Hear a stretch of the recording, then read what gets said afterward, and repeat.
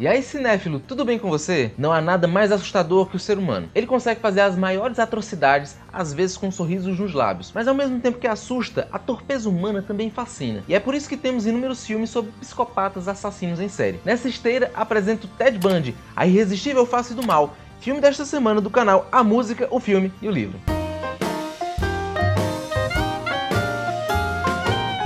Eu sempre gostei de filmes de terror. Terror mesmo, sabe? Do sobrenatural principalmente. Mas são raros os filmes que de fato me põem medo. Sempre tive mais medo dos vivos do que dos mortos. Eu lembro que quando eu era mais novo eu assistia aquele programa Linha Direta Justiça.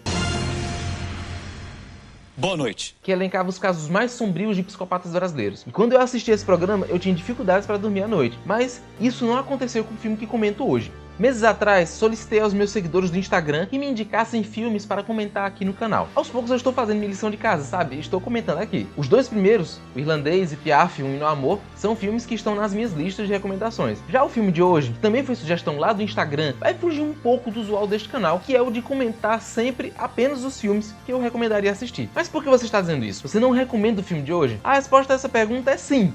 E não. Mas antes de mais nada, temos que começar pelo começo. E se você se interessou pelo tema, se inscreve aqui embaixo e ativa o sininho para receber as notificações de vídeos novos toda semana. Trago sempre boas discussões aqui no canal.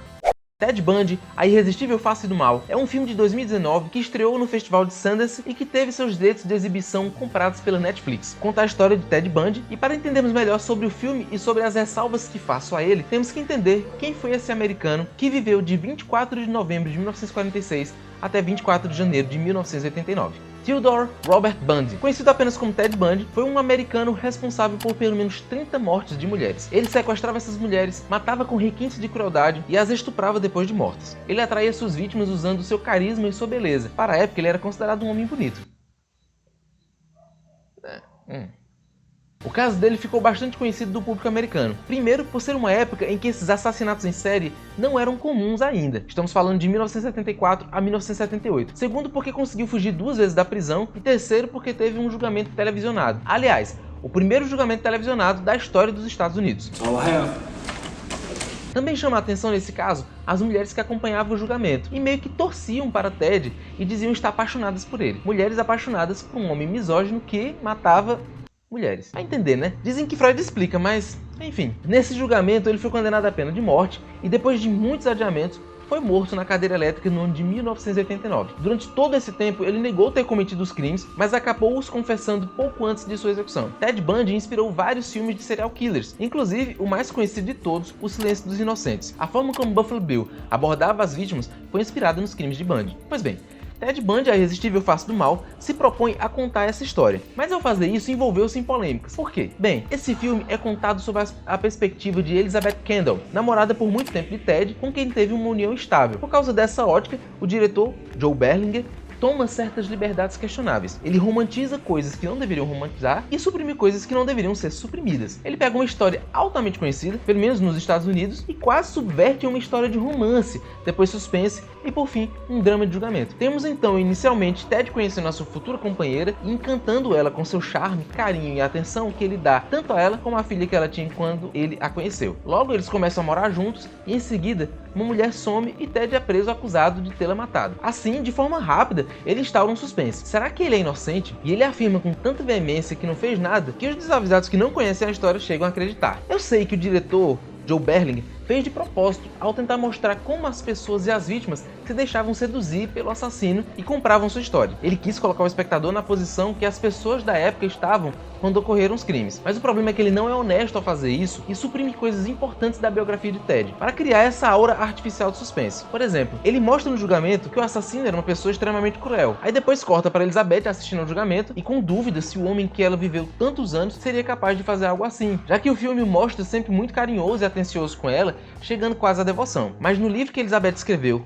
The Phantom Prince, My Life with Ted Bundy, algo como O Príncipe Fantasma, Minha Vida com Ted Bundy, um dos livros que inspirou o filme inclusive, ela afirma que ele tinha comportamentos agressivos com ela, a deixava trancada, chegou a agredi-la e tentar matá-la asfixiada com a fumaça da lareira. E não se pode dizer que fosse falta de conhecimento do diretor. Joe Berlinger é um documentarista americano especializado em documentários sobre crimes. Um desses documentários foi lançado pela Netflix também no ano passado, em formato de série de 4 capítulos. Ele se chama Conversando com um Serial Killer, Ted Bundy. Ou seja, o mesmo diretor que conduziu esta obra também fez o documentário sobre o assassino. E diga-se, um excelente documentário. Recomendo. Tudo que falta no filme sobra no documentário, que são os esclarecimentos de quem é Ted Bundy. Quem somente assiste ao filme não consegue ter nem um décimo da dimensão da periculosidade dele e da essência desse assassino cruel. Pior, o diretor romantiza tanto a figura de Bundy que às vezes você se pega torcendo para que ele seja absolvido. E isso é um defeito extremamente grave em um filme que quer contar a história de um assassino tão cruel. Para encerrar sobre o diretor, vale aqui uma curiosidade que este é o seu segundo longa de ficção. O primeiro foi Bruxa de Blair 2, que eu nunca assisti, mas já vi críticas tão negativas que talvez o diretor devesse continuar sua promissora carreira de documentarista. Mas você, me diga uma coisa, no início do vídeo você disse que não recomendava, mas ao mesmo tempo recomendava o filme. Mas eu fiquei sem entender. Bem, o filme tem essa falha grande e grave, mas ele também tem acertos. Como um filme independente da história real, por exemplo, o filme funciona bem. Se eu não souber de nada da história real e nem me interessar de sabê-la depois, vou ficar a imensa maioria do filme em dúvida se ele realmente era o assassino que diziam que ele era. Ou seja, ele tem mérito de conseguir instaurar a dúvida em nossas cabeças. E isso nos remete ao maior acerto do filme, que é o elenco, principalmente o seu ator principal. A maior virtude do filme chama-se Zac Efron. Essa afirmação, inclusive, pode fazer várias pessoas torcerem o nariz. Isso porque ele é conhecido por fazer vários papéis bobos que nunca exigiram dele como ator. Efron, ator americano de 32 anos, tornou-se conhecido do grande público pela franquia High School Musical e depois por Hairspray. Fez filmes de gosto duvidoso, como por exemplo Vizinhos e Tirando o Atraso, com Robert De Niro em um momento, sabe, preciso pagar meus boletos. Entretanto, aqui em Ted Bundy, Efron se redime totalmente. Ele esbanja charme e carisma necessários para vender a ideia de um bandido sedutor, que fazia as mulheres se apaixonarem até em seu julgamento. Mas também consegue mostrar que pode ser ameaçador com um olhar e carrega a dubiedade do seu personagem com maestria. Outros dois destaques do elenco são Lily Collins, como a namorada de Ted Bundy. Seu sofrimento e a culpa que ela carrega são tocantes. E a grata surpresa de ver John Malkovich como o juiz do seu segundo julgamento, que é sempre uma figura hipnótica em suas interpretações. A atriz que faz a esposa de Ted, Kaia Scodelario, não me chamou muita atenção. É o famoso clichê, nem fede nem cheira. Achei interessante ver Jim Parsons, o Sheldon Cooper da série The Big Bang Theory, como o promotor do caso, apesar de ele estar interpretando Sheldon Cooper, com seus mesmos trejeitos, mesmo corte de cabelo, mesmo olhar. Impossível dissociar esse personagem tão marcante do ator. E parece que ele não faz muita questão disso. Agora, quem me surpreendeu mesmo foi este ator aqui. Dou um doce pra quem me disser quem é. Mas ó, o doce só vale pra quem nunca assistiu ao filme e também nunca leu a respeito. Vou dar uma dica. Ele mesmo, Hey Joe Osment, o garotinho dos filmes de Sexto Sentido e Inteligência Artificial. Meu Deus, ele cresceu e mostrou ao mundo o quanto estamos ficando velhos. Só aceite, faz bem tirar esse fardo das costas. Aceitar é o primeiro passo para a libertação. Ted Bundy, A Irresistível Face do Mal, é um filme polêmico pela maneira, pela abordagem equivocada que faz do personagem principal.